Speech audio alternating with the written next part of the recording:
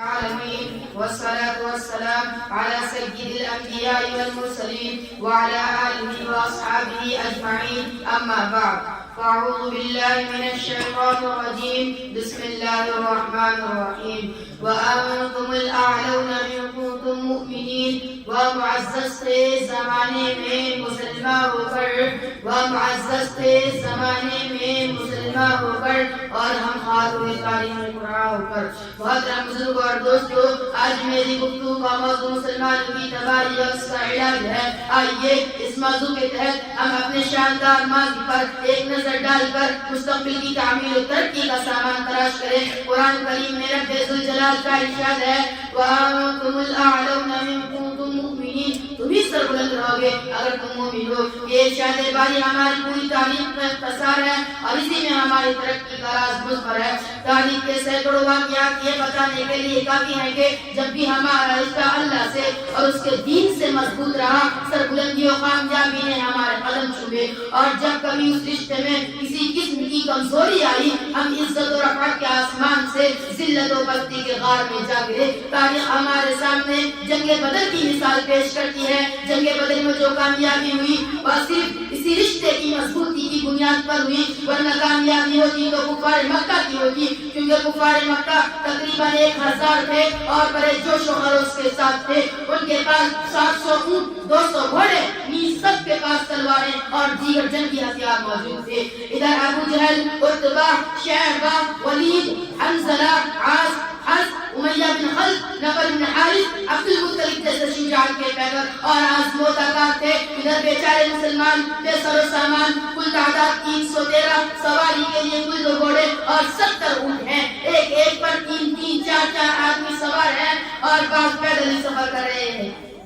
کسی کے پاس نیزہ اور کمان ہے تو تلوار نہیں، اور کسی کے پاس تلوار ہے تو نیزہ اور کمان نہیں۔ الغرض جنگ کے اندر جتنے اسباب اور جتنی چیزوں کی ضرورت پڑتی ہے وہ تو کفار مکہ کو حاصل تھی، مگر جب لڑائی شروع ہوتی ہے تو کفار مکہ کا جمہوری کی طرح کاٹے جاتے ہیں۔ کفار مکہ کا سب سے بڑا سردار ابو جہل 2 بچوں معاذ اور معوذ کے ذریعے مارا جاتا ہے، اور عبداللہ بن مسعود اس کے جسم سے سر کو جدا کر دیتے ہیں۔ مسلمان لوگ آپ جانتے ہیں کہ عبداللہ بن مسعود کون ہے؟ اسی امیہ بن خلف کے غلام۔ یہ وہی ہیں جن کو مکہ کے صحن میں ابو جہل نے مارتے مارتے بے ہوش کر دیا۔ آج میدان جنگ کے اندر وہی عبداللہ بن مسعود ابو جہل کا سر قلم کر دیتے ہیں۔ امیہ بن خلف ابو جہل کے بعد کفار مکہ کا سب سے بڑا سردار سمجھا جاتا تھا، لیکن اپنے ساتھیوں کو اس طرح تہتے ہوتے دیکھ کر گھبرا گیا اور میدان جنگ چھوڑ کر مکہ کی طرف بھاگ پڑا۔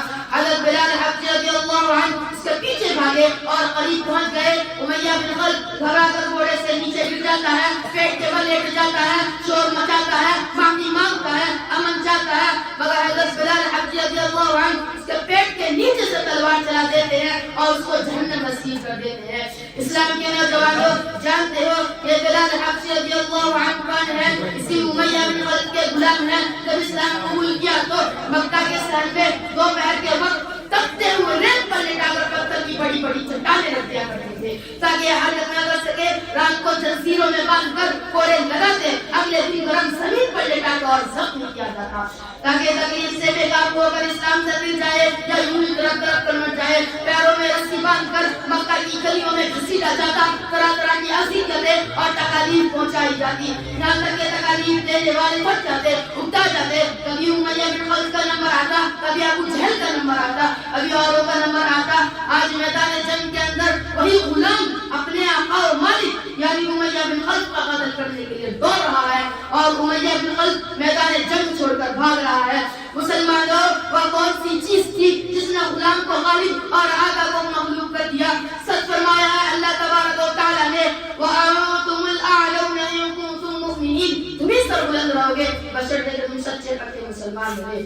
حضرات آج ہم اور تم اندلس کو نہیں جانتے، حالانکہ یہ اندلس ایک وقت میں مسلمانوں کی سب سے بڑی طاقت اور حکومت تھی، پوری دنیا میں شان و شوکت کی شہرت تھی، اور وہاں تقریباً 750 سال مسلمانوں کی حکومت رہی۔ اور آج وہاں کی حالت یہ ہے کہ نہ صرف یہ کہ مسلمانوں کو بے گھر کیا گیا بلکہ مسلمانوں کا قتل عام ہوا، عزت اور حقوق کو پامال کیا گیا، ہزاروں مسلمانوں کو اپنا مذہب چھوڑنے پر مجبور کیا گیا، زندہ مسلمانوں کو زمین کے اندر دفنایا گیا، زندہ مسلمانوں کو آگ میں جلایا گیا۔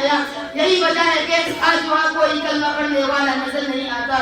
مسلمانوں، حقیقت یہ ہے کہ ہم نے اللہ کی شریعت سے روگردانی کر لی. گویا کہ حضور اکرم صلی اللہ علیہ وسلم کے دامن مقدس کو ترک کر دیا.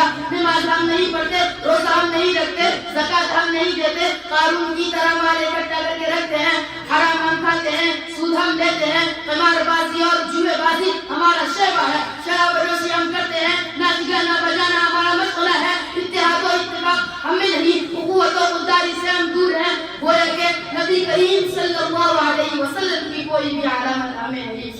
نہ ہماری زندگی اسلامی زندگی ہے، نہ ہمارا طریقہ اسلامی طریقہ ہے. برادران اسلام، ہمارے لیے دنیاوی اور اخروی صلاح و فلاح کو ضروری ہے، جس کا طریقہ چند باتوں